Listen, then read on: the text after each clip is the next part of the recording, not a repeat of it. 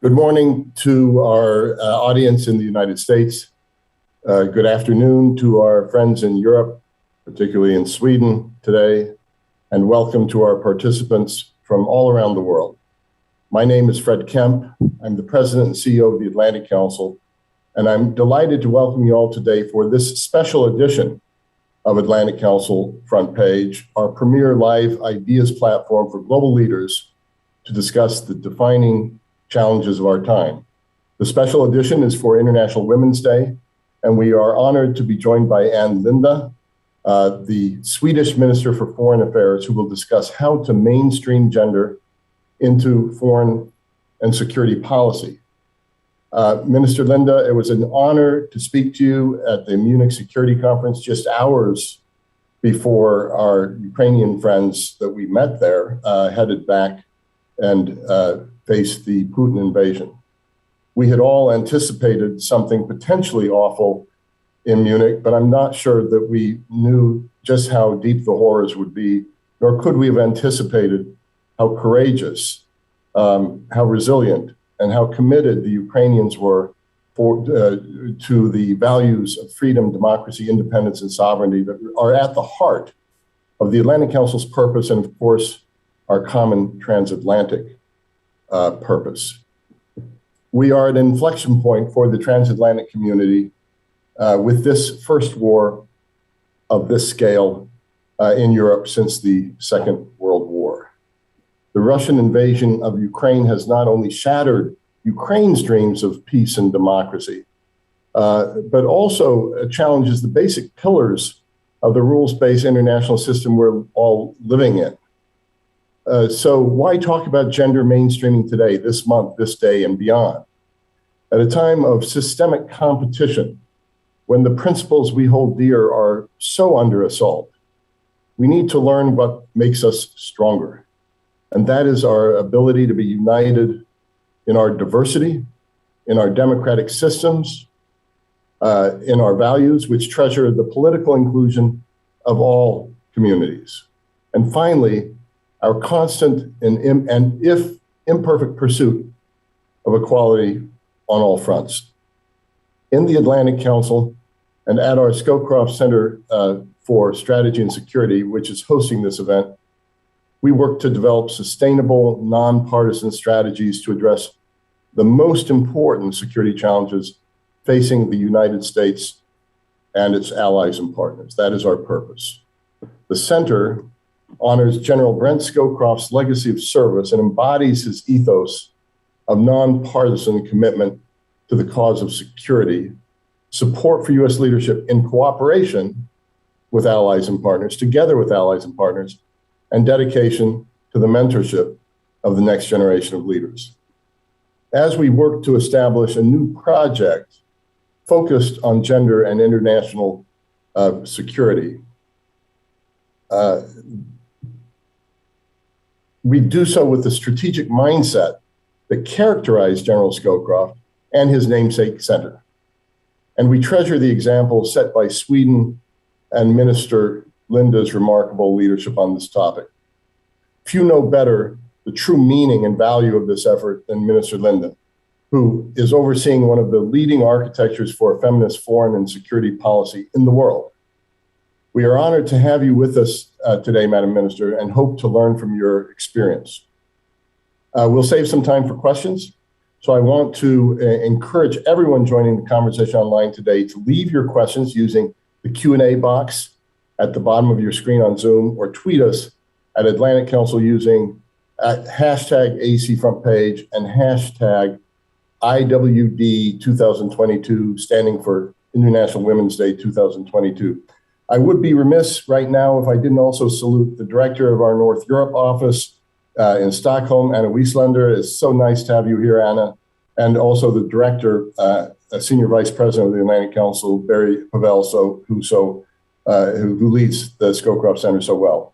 So now it is my pleasure to turn the floor over to Minister Linde. Thank you very much. Ladies and gentlemen, colleagues, friends, thank you for inviting me to this important event to speak about gender equality and Sweden's feminist foreign policy. If I may, I would like to begin by connecting the events unfolding in Ukraine. Russia's unprovoked and unjustified aggression against Ukraine, an independent and sovereign state, is a flagrant violation of international law and the principles of the UN Charter and undermines international security and stability. Let us be clear. Russia alone is responsible for the human suffering and tragic loss of life resulted by this aggression. Russia's aggression against a European democracy is being met by a united and robust response in solidarity with Ukraine, not least transatlantic cooperation, both on sanction against Russia and support to Ukraine, has been as close as ever, enabling effective and swift decision-making. The Swedish government has dramatically increased its humanitarian aid to Ukraine, and Sweden is also providing military equipment. We continue to monitor the situation closely, including from the very important perspective of women and girls. The events unfolding in Ukraine also highlights the crucial importance of a gender perspective in all foreign policy issues, including conflicts. Recent reports of brutal sexual violence perpetrated by Russian soldiers in Ukraine include several cases where victims have died, are cause for great concern. A gender perspective is always taken into account in Sweden's bilateral aid to conflict-affected countries. In recent years, the government has increased its allocation to the Swedish International Development Agency, SIDA, to help fund civilian society organizations working for women's and girls' rights in conflict areas around the world. In addition, Sweden remains one of the largest donors to UN Women and UN Action Against Sexual Violence in Conflict. Also, Sweden regularly deploys gender advisors and experts on conflict-related sexual or gender-based violence to international peace operation and the headquarters of the organization heading the operation, such as the UN, the EU, the OSCE. And I therefore wish to take this opportunity on this important International Women's Day in the light of the events unfolding in Ukraine to underscore that women and girls are the most vulnerable groups when it comes to being disproportionately affected by conflict and crisis. We know that there is a link between sexual and gender-based violence in times of conflict. It is also a critical part of Sweden's feminist foreign policy, as we continue to champion the women, peace and security agenda and ensure that we maintain gender perspectives in our humanitarian response to Ukraine and other conflicts around the world. This brings me to the reason for me being here today. International Women's Day is a global day for celebrating the social, economic, cultural and political achievements of women. However, the day also marks a call to action for accelerating gender equality and increasing our focus on the situation of women and girls in all foreign policy issues. Sweden was the first country in the world to adopt a feminist foreign policy. In practice, this policy, adopted in 2014, means that we apply a systematic gender perspective to everything we do with the aim of strengthening women and girls' representation, rights, and resources. I'm often asked why. Why does Sweden pursue a feminist foreign policy? Why has the Swedish government declared itself as a feminist government? Why? Quite simply because still today, the daily lives of women and girls around the world is marked with bias, discrimination, and systematic subordination. And because experience shows that the more gender equal a country is, the more stable and prosperous it is. Quite simply, equality, democracy, and economic development goes hand in hand.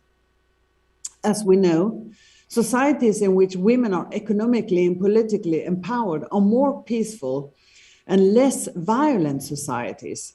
Women's economic empowerment is key to sustainable development and economic growth. This was one of the key points made by the Swedish Prime Minister Magdalena Andersson at President Biden's Summit for Democracy in December. Let me take this opportunity to say that I very much look forward to working with the United States during the year of action. As Vice President Harris has said, the status of women is the status of democracy. I couldn't agree more. Developing and harassing 1/2 of the world's available talent will have a huge impact on growth, competitiveness, and the environmental sustainability of economies and business worldwide.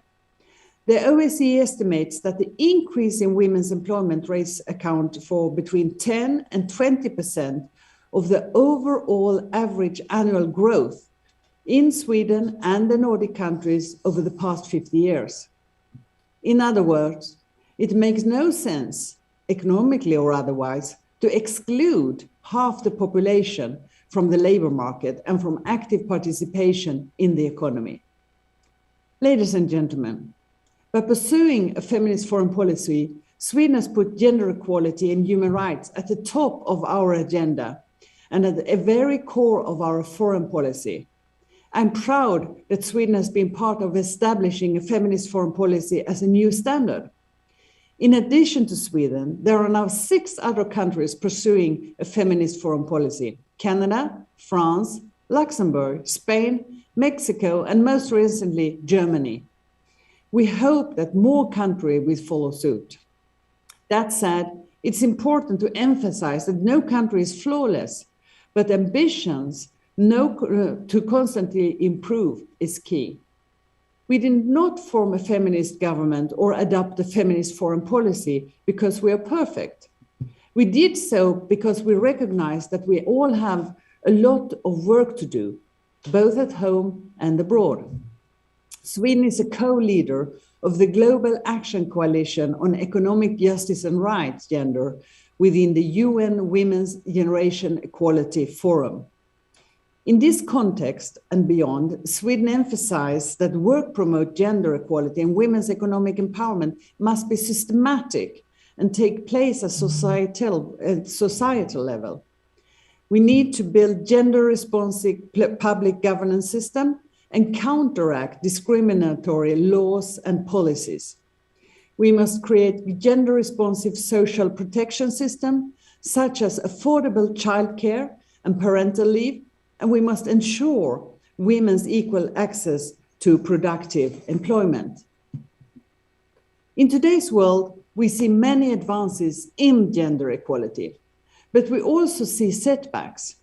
Personally, I'm particularly worried about the fact that COVID-19 is causing an outright recession for women and girls, with devastating long-term effects.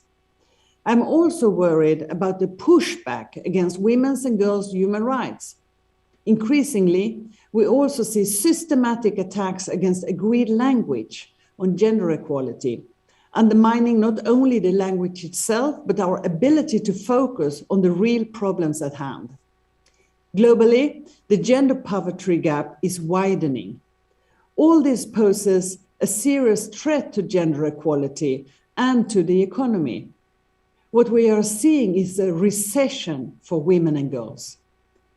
The integration of a gender perspective in the COVID-19 response is not only the right thing to do, but is also in our enlightened self-interest because, again, gender equality is a necessary precondition for a modern society, for jobs and for economic growth.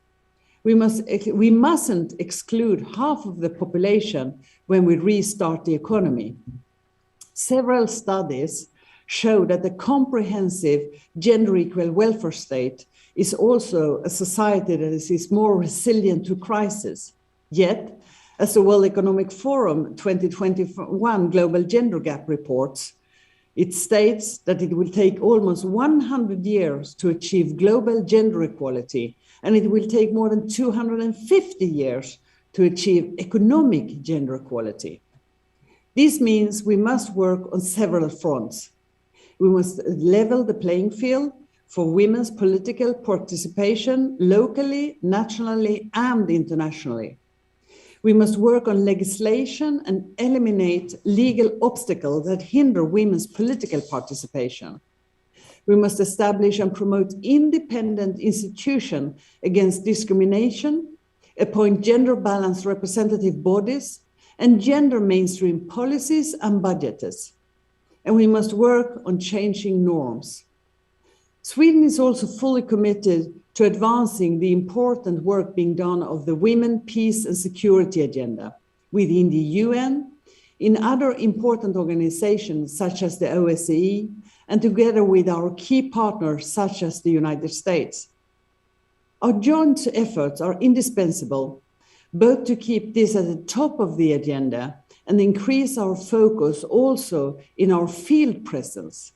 There should be no doubt that this is a top priority for the Swedish government and that we are fully committed in doing this. Finally, Sweden has been scaling up its humanitarian support to Ukraine. We are working with the EU, the UN, and the ICRC to alleviate distress and suffering of the Ukrainian people. I have visited the contact line in Ukraine 3 times in 15 months. I have met Ukrainian women affected by the conflict and seen their strength and resilience. Our feminist foreign policy has underpinned our support to Ukraine over many years, and we will continue to do so during this crisis and beyond. Ladies and gentlemen, International Women's Day marks a call for action for accelerating gender equality. We must therefore take this opportunity to learn as much as we can from each other to advance the status of women, a prerequisite for sustainable democracy. Thank you very much for listening.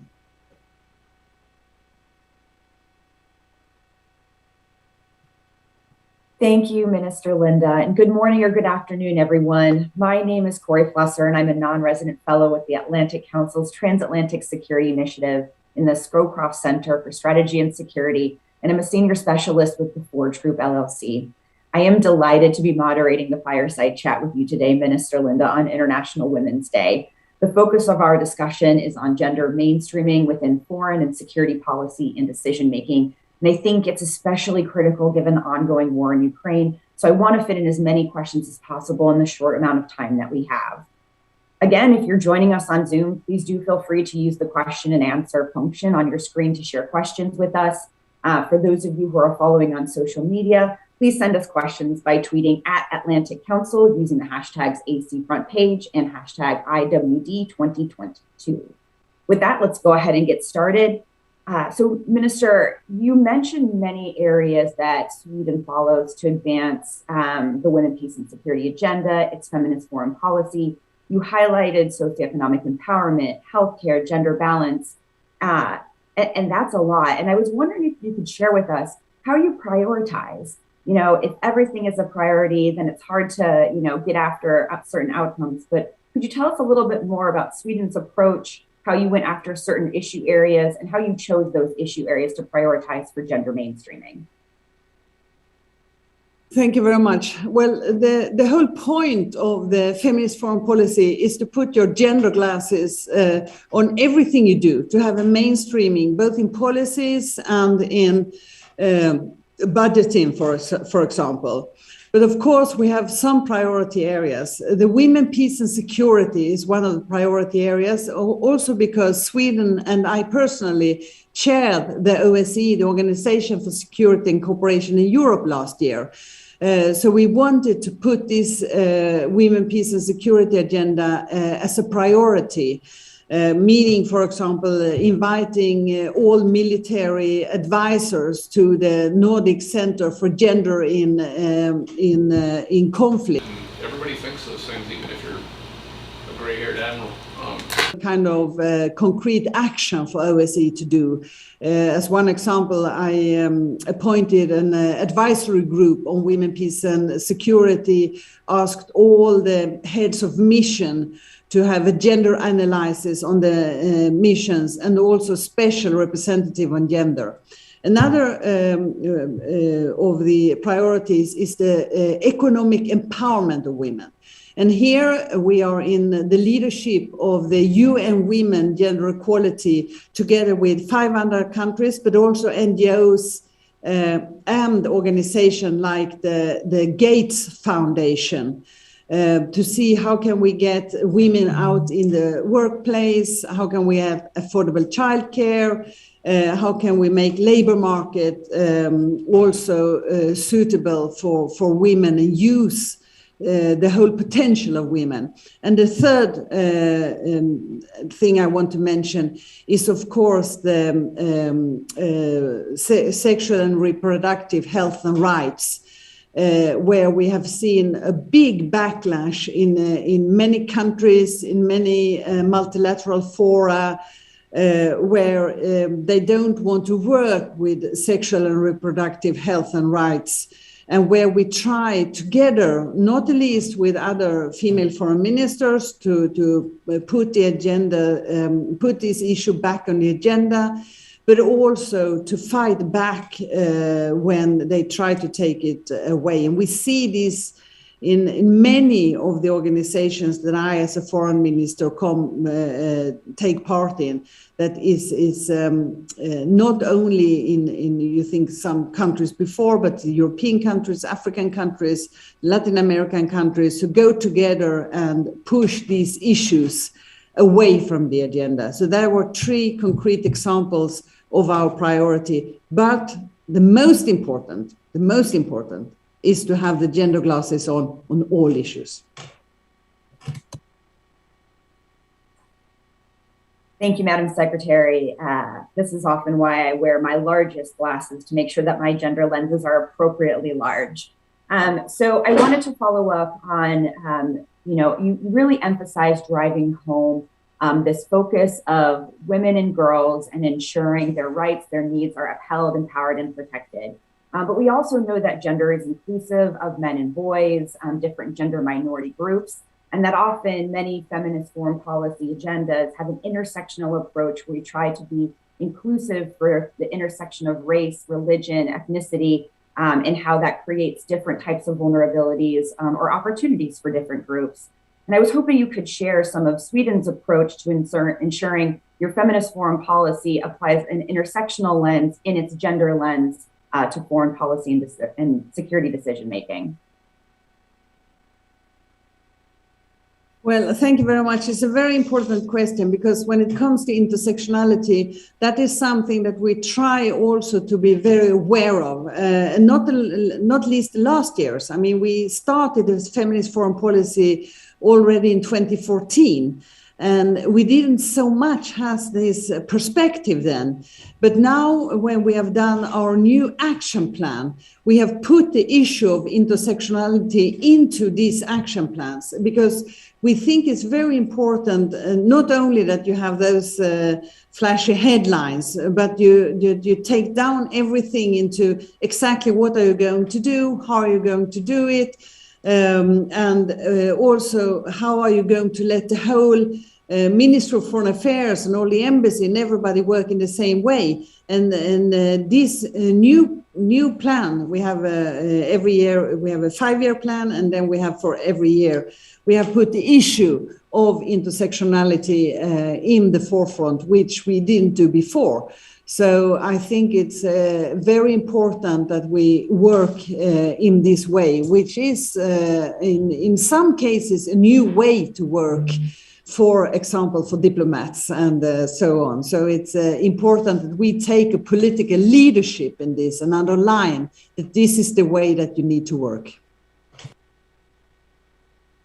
Minister, you also spoke in your opening remarks about the crisis in Ukraine and the escalating Russian violence that's ongoing. And I was wondering if you could share, I think it's on everybody's mind right now. We're constantly looking at our Twitter feeds and our news feed, watching these updates. If you could share a little bit more about how you think Sweden's feminist foreign policy will inform its decision-making on the Russian invasion of Ukraine, and really focusing on how you think nations who stand with Ukraine can ensure gender perspectives also inform their support.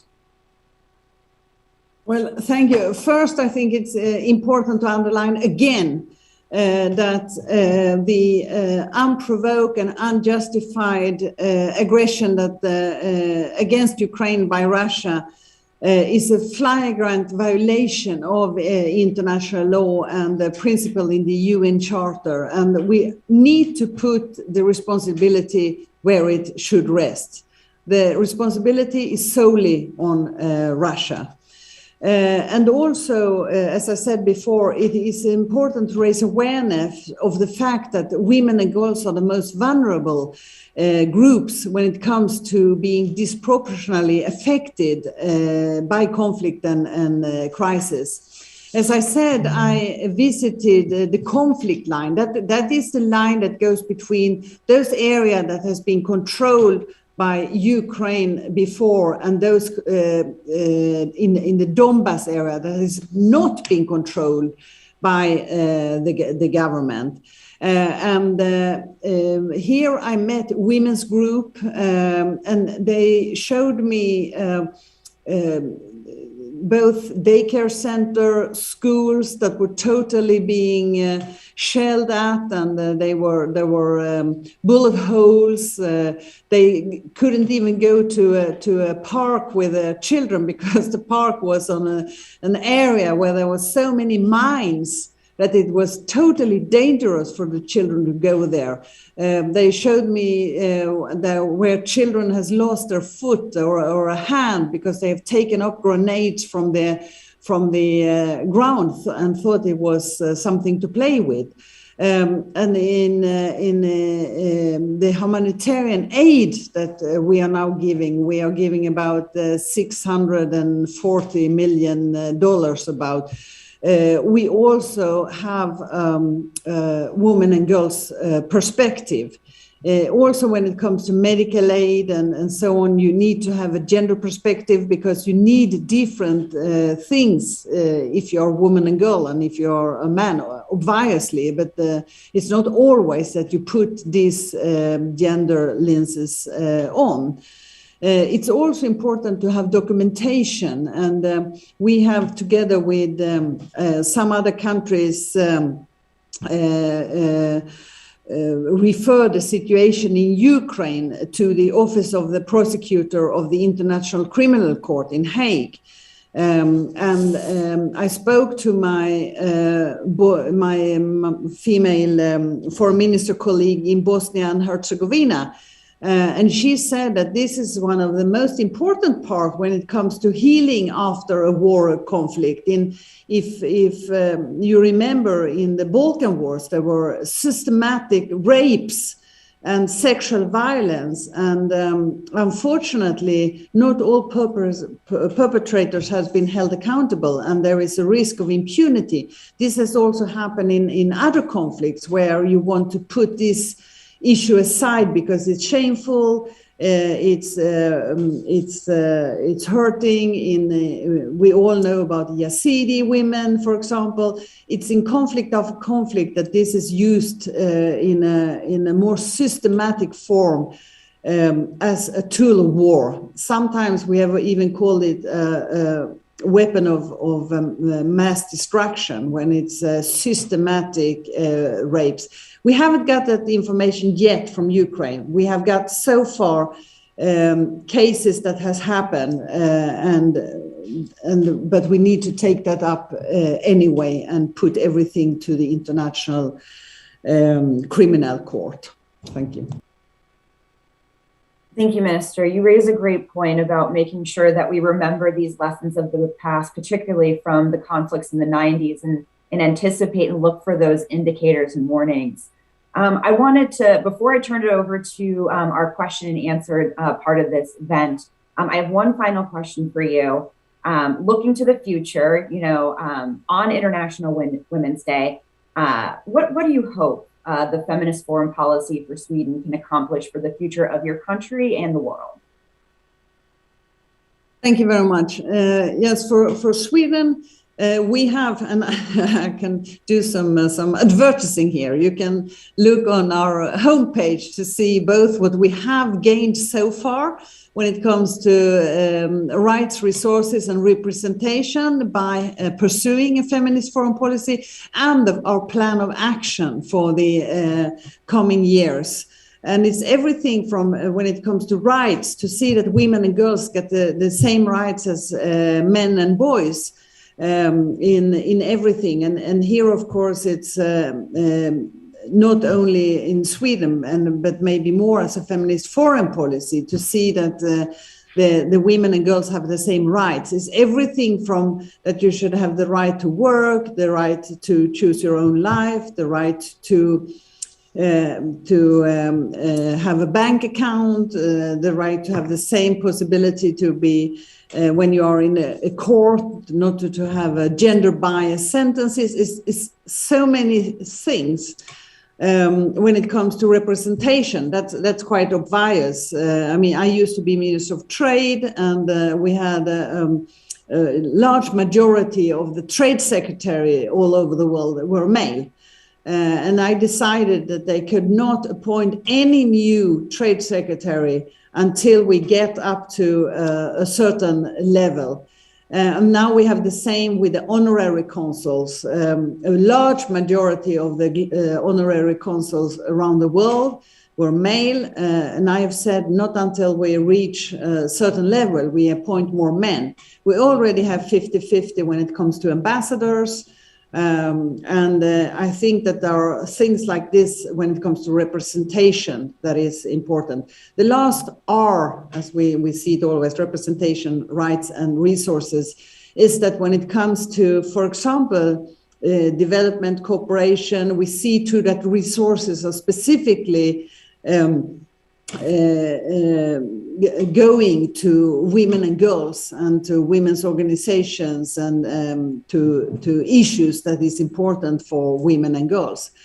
I also think that the fact that more governments are pursuing a feminist foreign policy is extremely important, and that we now have both, for example, France, Germany, Spain. It shows also that they see that it is an important thing to do for a government. We also have started something we call the Feminist Foreign Policy Plus group, meaning that those governments that might not take this final step, they join. So, for example, in New York, where we have a Feminist Foreign Policy group of a permanent representative United Nations, we now have a Feminist Foreign Policy Plus group joined by, for example, Costa Rica, Albania, Israel, and we of course welcome as many countries as possible, but not if you only want to have a nice headline. You really need to show that you're prepared to do something. Thank you. That's a great segue to our question and answer portion of our conversation this morning. You mentioned representation as one of the key R's for the feminist foreign policy and women, peace, and security agenda. And one question we received from one of our audience members is related to representation. They ask, do you think that more women are needed in Russian politics and government to change the policies currently pursued by Russia? What are your thoughts, Madam? Definitely. I visited Russia, what was then Soviet Union. My first delegation trip was in 1984. Then it was still Soviet Union. But then I have been there many times in all parts of Russia. And I visited Ukraine the first time in 1988 when it was still a part of Soviet Union. And what is very typical is that there are very few women. There are some very powerful women, but mostly it's men on all meetings. There are, as I say, normally the last years when I've been visiting my foreign minister colleague, Mr. Lavrov, you have on the other side of the table, you have 10, 15 high-ranking men and typically one woman who is, in this case, she's very powerful, but still, it's the typical situation. So of course, it would be much more important to have more women. But this is not only for Russia, I have to say. It's also in other places. For example, I work a lot with Palestine. I think this issue in the Middle East is very important. Very, very seldom I see some women there. So it's not just in one country, it's in many. Thank you. We had another question come in highlighting the theme of this year's International Women's Day, which is break the bias of gender stereotypes.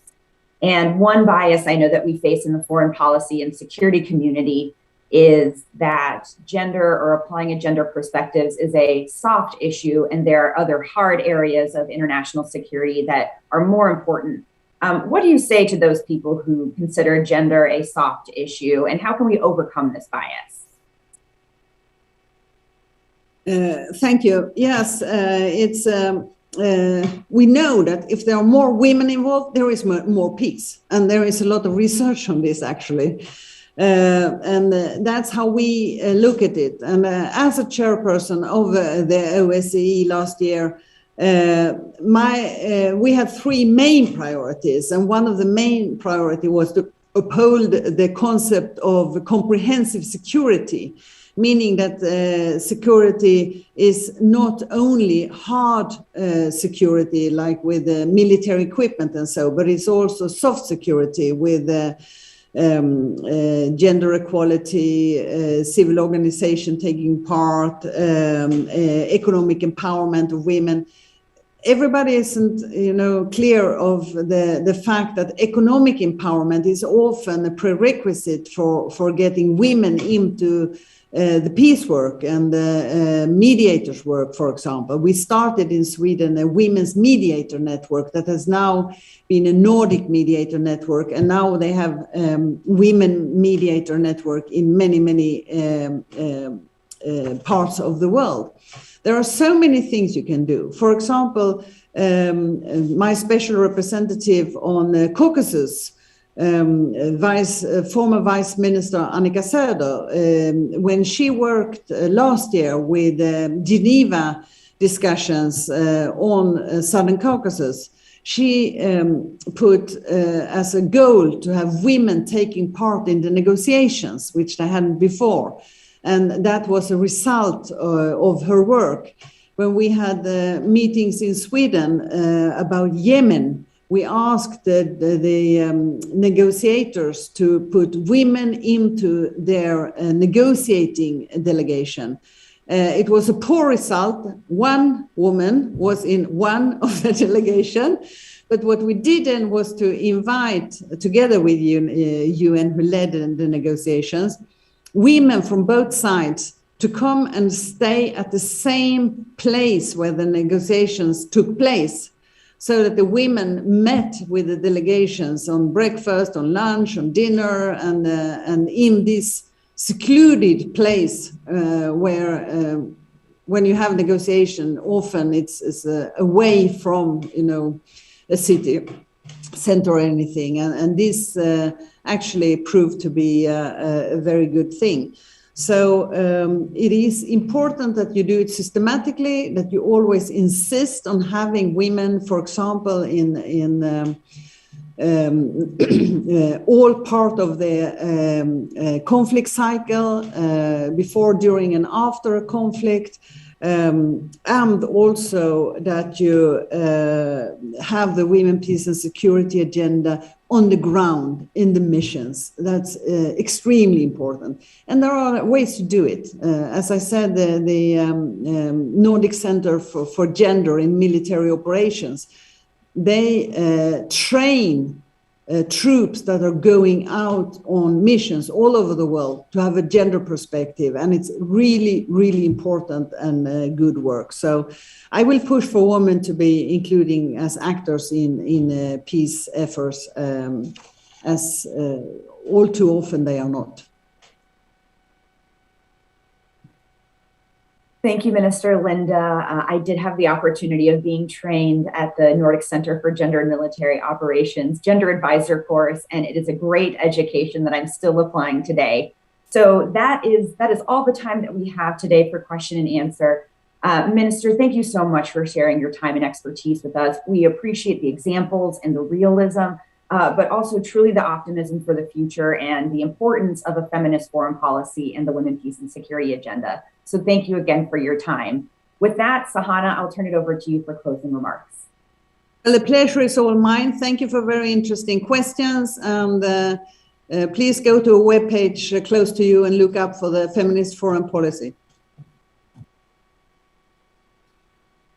Thank you so much, Corey and Minister Linde.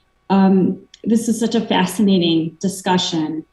My name is Sahana Dharmapuri, and I'm the director of Our Secure Future, an organization that works to strengthen the women, peace, and security agenda, and particularly to bring gender perspectives into security decision-making.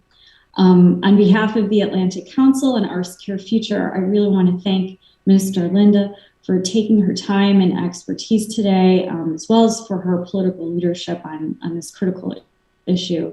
I also want to extend my thanks to all of you for joining today's Atlantic Council front page event.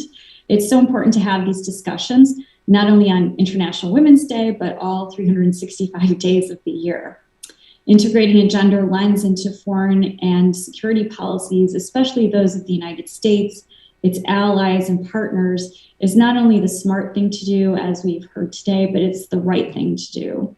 By transforming how we look at global issues and who is at the table making decisions, we can redefine a more inclusive and strengthened rules-based order and empower people of all genders to be secure. And this benefits all of us, not just women.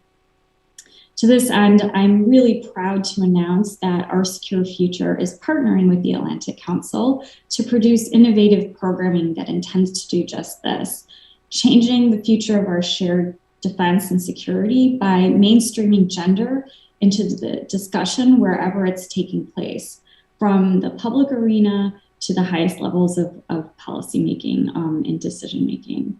So please stay tuned for more information on our next events and original research in this space, and share your ideas with us on social media by tweeting at Our Secure Future or at Atlantic Council. I hope to see you next time, and thank you so much for joining us today. Happy International Women's Day, everyone.